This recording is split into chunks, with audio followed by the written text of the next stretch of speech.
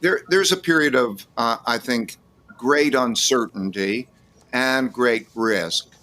And so I think there are three words: diversification, um, liquidity, and then differentiation. Ray Dalio runs the world's largest hedge fund, Bridgewater Associates. The belief and narrative has certainly been in 2020 there's no such thing as a free lunch, but is this actually correct? Are we coming towards the end of what Ray Dalio terms the debt cycle? Should we avoid holding cash? What are the best assets to actually invest in? I discuss Ray Dalio's thoughts and recent comments in this video. In my opinion, don't own bonds and don't own cash because they're producing a lot of debt and producing a lot of money to fund it. And so that's changing the nature of capital flows. It's also changing how those flows go to China in terms of the comparison of that market, particularly as it opens up. So I think it's behaving sensibly, but don't use old multiples as reflections of the limitations of what's expensive. So you can see that Ray Dalio very, very clear on his opinion. What he said repeatedly is we need to pay attention to the value of debt and money relative to the value of assets and actually other currencies. And I wanted to study the rises and declines of reserve currency empires. So I needed to go back far enough that I would have a few. So I had to go back 500 years so I could see the rise and decline of the Dutch Empire and its reserve currency, the rise and decline of the British Empire and its reserve currency, the rise and beginning of decline for the United States and its reserve currency. So Ray Dalio has been doing some interesting research recently with regards to rise and fall of great empires. And you can see here in this diagram what he's kind of referring to. You can look at the Netherlands there, the orange line back in the 1600s, or the UK back in the 1800s, or China in only the last 20 to 30 years. So I think the point he's making is a good one, but what is the time frame we're talking about here? We could be talking about decades to see any real change in terms of worldwide superpowers. There's actually a great quote by Neil Ferguson from Bloomberg which says, "History also teaches us debt and power are connected. A great power or empire that accumulates too high a mountain of debt and fails to keep growth ahead of debt service is destined to decline." But is this actually true? Ray Dalio actually talks about monetary policy 3. Let's hear what he says on that. The long-term debt and monetary cycle, which I mean the creating a lot of debt, monetizing it, and the implications of that, which reverberate through the system in terms of all the markets and everything. And so we're in a new era, okay, of monetary policy 3, as I call it.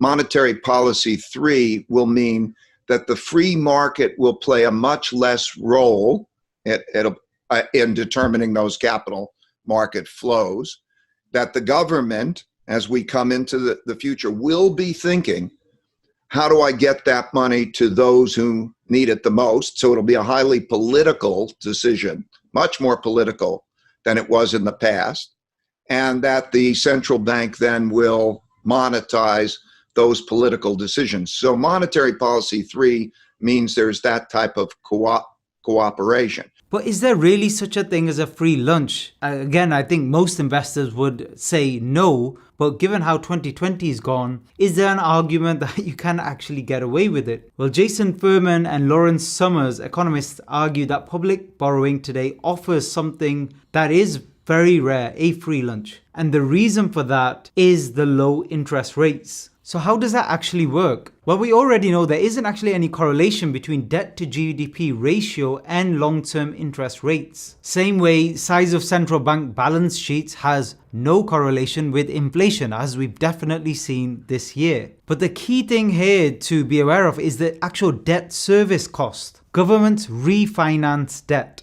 And it's the debt interest, only the debt interest, that must be comfortably payable from a country's current income. Now, we've seen problems in the EU, for example, with Greece and Italy, but the issue there was the debt service cost and the fact that as they accumulated more debt, their interest rate on that debt was actually increasing. And it's actually time that's a critical factor. You can see here in this graph, if we set debt to GDP ratio, as an example, anywhere between 110% to 150%, you can see all other things being equal in the first few years, there's not a massive impact on debt to GDP long term. However, the problems come many years down the road. So what does Ray Dalio actually think about cash right now? Well, I think first, the most important thing is to realize first, cash is a risky asset. I think so many people think if I go to cash, I'm going to be safe because it's much less volatile. But please realize in this environment of producing a lot more cash, the real returns go down. It's a seductive risky asset because, let's say, relative to inflation, you might get taxed 2% a year. And as you're taxed 2% a year, that's a huge amount of money over time, but it's a subtle tax. So first, watch that.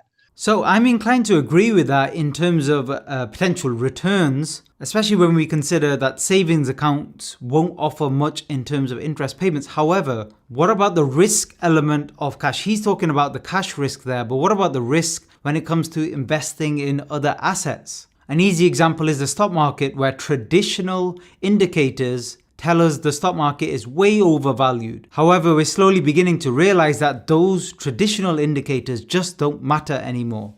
It's smart for a company to have a technology that's going to replace people and jobs, but you get to a smaller and smaller percentage of the population that makes that technology and benefits it, and it produces that wider wealth gap. I actually agree with him on this, and I think this has been a trend change for many years now. Now, what are governments going to do about it? What can they do? Companies will always look for the most efficient way to do things, and they will actually cut costs wherever possible. I have no idea what the solution to that is, to be honest. What do you think is going to happen? Please comment below. Let me know your thoughts. Now, let's talk about what Dalio says with regards to Bitcoin. Theoretically, it's good, but the three basic things are a currency has to be an effective medium of exchange, storehold of wealth, and the governments want to control it. So I today can't take my Bitcoin yet and go buy things easily with it.